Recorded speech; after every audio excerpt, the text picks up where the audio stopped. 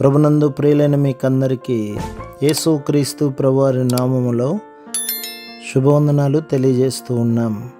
దైవజనులు బ్రదర్ భక్త్ సింగ్ గారి పరిచర్యలో నుండి దైవ మర్మములు. ఏప్రిల్ 26.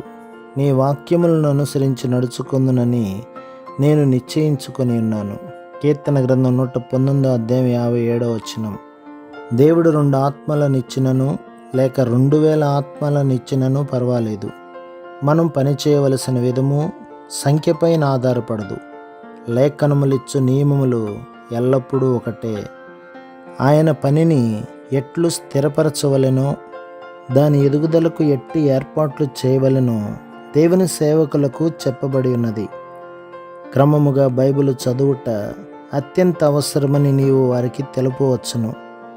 గృహములలో కూటములు ప్రారంభించవచ్చునని ప్రతి ఒక్కరిని సాక్ష్యమిచ్చుటకు పంపవచ్చును. వారి పాత అప్పులు తీర్చవచ్చును. ఒకరి పాపములు ఒకరు ఒప్పుకొనున్నట్లు చేయవచ్చును.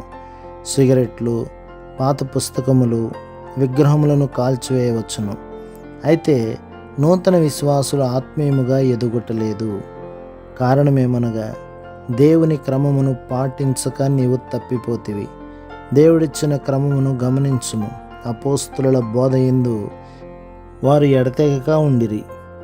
మానవుని వేదాంతము వాదములతో మిశ్రమము చేయబడని పవిత్రమైన వాక్యమిది.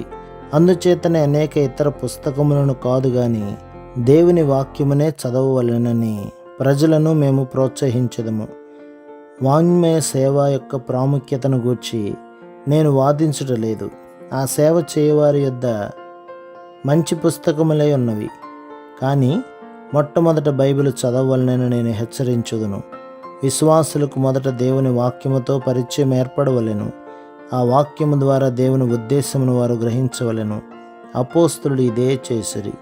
ధర్మశాస్త్రములోను, ప్రవక్తల గ్రంథములలోను, కీర్తనలలోను యేసుక్రీస్తు ప్రభువును గూర్చి వ్రాయబడిన దానినంతటినీ వారెత్తి చూపించిరి.